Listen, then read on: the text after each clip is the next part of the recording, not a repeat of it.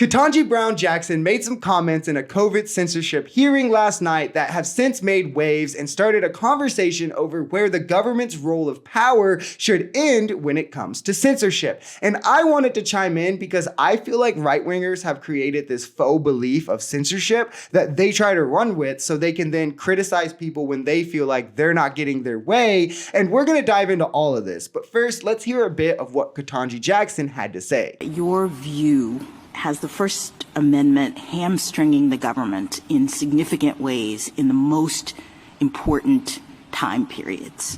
What would you have the government do? I've heard you say a couple times that the government can post its own speech, but in my hypothetical, kids, this is not safe, don't do it, is not going to get it done. And so I guess some might say that the government actually has a duty to take steps to protect the citizens of this country, and you seem to be suggesting that that duty cannot manifest itself in the government encouraging or even pressuring platforms to take down harmful information.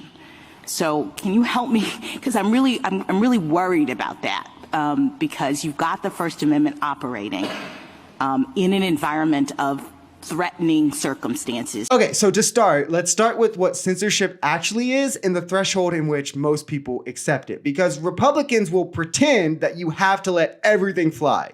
Well, everything they're comfortable with, at least. So mostly just racism, homophobia, and misogyny. But if you delete or block any of this, you're pro-censorship, and that's bad. But I'm sorry to tell you this, groundbreaking revelation, we're all pro-censorship. Or at least I hope so. I think full stop, everyone would agree that SA videos, CP videos should be censored. There's a level of criminal activity that should be censored from being posted online, like murder and such. I think that most people would come to say that there's an extent of cyberbullying that should be censored. Things like racism, homophobia, I think the majority would agree with those being censored as well. But regardless of where you stand, the point is there's going to be a couple things that you agree with being censored. And the Republican stance is hypocritical anyway. They want to ban books, don't they? That's censorship. It's not censorship because it's gay. It's not censorship, but in the same vein, they think businesses should be able to reject same-sex couples. Trump has said that he would censor media companies that are unfavorable to him, and all the Republicans came to his defense. Hell, what are Republicans leading the charge on right now?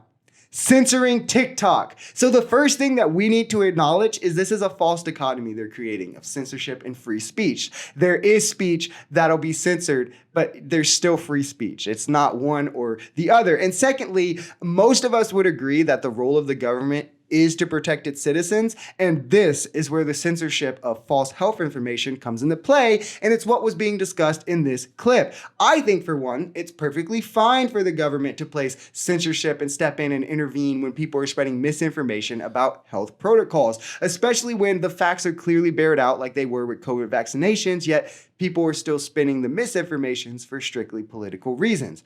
Because let's expand this hypothetical just a little bit further past COVID. If the government can't censor anything, right? If we're playing in that reality, what if it started going viral that drinking bleach or injecting some sort of poison would cure any kind of cancer? And then people started doing it because it was going viral. Millions of people were saying it, and there's just so much misinformation against what the CDC is saying. They don't know who to believe anymore, and you can't believe the CDC anyway if you ask Trump supporters. So are we just going to shrug our shoulders then and say, free speech, let it happen? Of course not.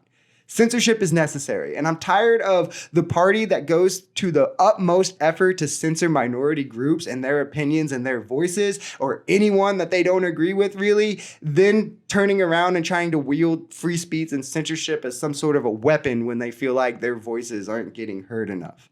And a lot of it just boils down to Ketanji Jackson. America is still mad that we have a Black Supreme Court justice, so they just want to come at her at any opportunity. I wonder why there was no MAGA outrage about her when she voted in agreement with keeping Trump on the ballot. Kind of weird that anytime she differs from them, she gets ostracized and criticized.